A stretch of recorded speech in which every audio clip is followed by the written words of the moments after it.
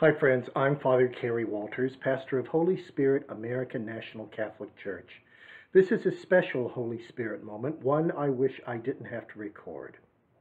Yesterday on Ash Wednesday, a day in which we Christians are reminded of the fragility of life, there was another mass shooting at a high school in Parkland, Florida. As of this morning, the day after Ash Wednesday, at least 17 people have been reported as dead in that mass shooting. I'm sure that this latest tragedy will raise all of the predictable rhetoric from politicians, from gun owners, from the NRA about the inalienable right to carry arms, about the need to protect our civil liberties and not deprive us of assault weapons such as the one that was used in the slaying yesterday.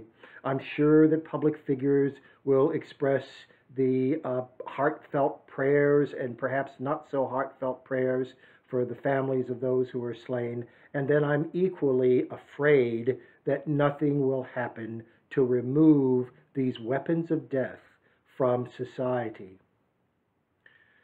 But what I would like to do is to offer you a real quick summary of the essentials of Christian morality, in the hope that any Christian who is listening to me and who happens to own an assault rifle such as an AK-15, or who knows someone who owns such a rifle, will be moved by my words and God's grace to get rid of them and to lobby officials to outlaw them. There are four principles of Christian morality that I want to share with you today. The first and the most foundational one is this: the common good. We human beings are social creatures, and we are related to one another by our relationship with God. We are, if you will, siblings to one another because we share the same parent. We are literally brothers and sisters to one another. But even if one doesn't recognize the existence of God, it's clear that we're social creatures. We depend upon communities to survive and to thrive. And as a consequence, we owe a certain obligation to the community that protects us and enables us to thrive. This doesn't mean that individuality is somehow submerged and vanishes in the collective. It simply means that as individuals, we need to be concerned about the good of the community in which we reside.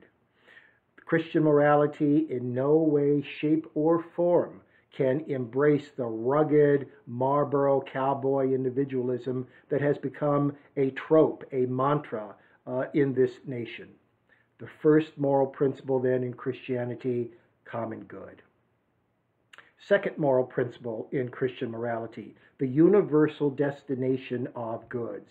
This is a highfalutin phrase that simply means this: every product, every commodity, every natural resource that we might possess as a society, as a community, needs to be used for the common good. Once again, this doesn't mean that individuals are submerged into the collective, but it does mean that all of the resources to hand should pay homage to and support the common good.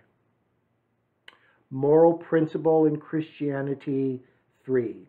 There is no absolute right to private property.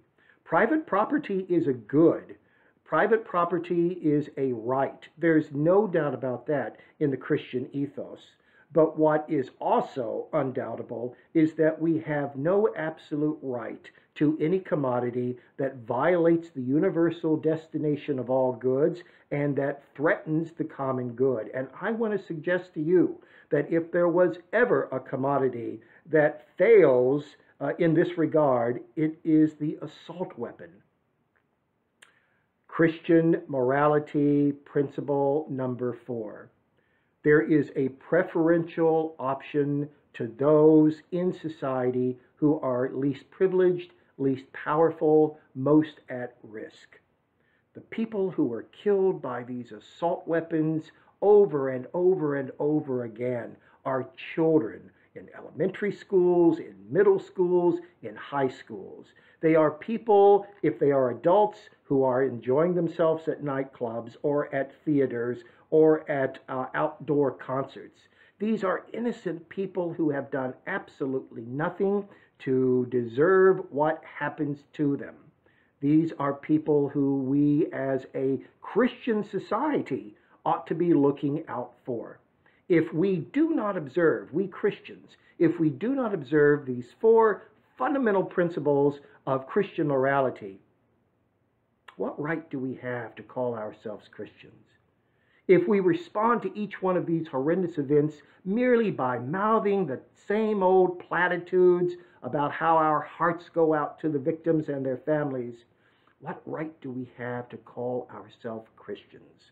And if, as a nation, we continue to do absolutely nothing about the carnage that these assault weapons cause again and again, what right do we have to call ourselves one nation under God? I'm Father Cary Walters, and this has been another Holy Spirit moment. Thank you.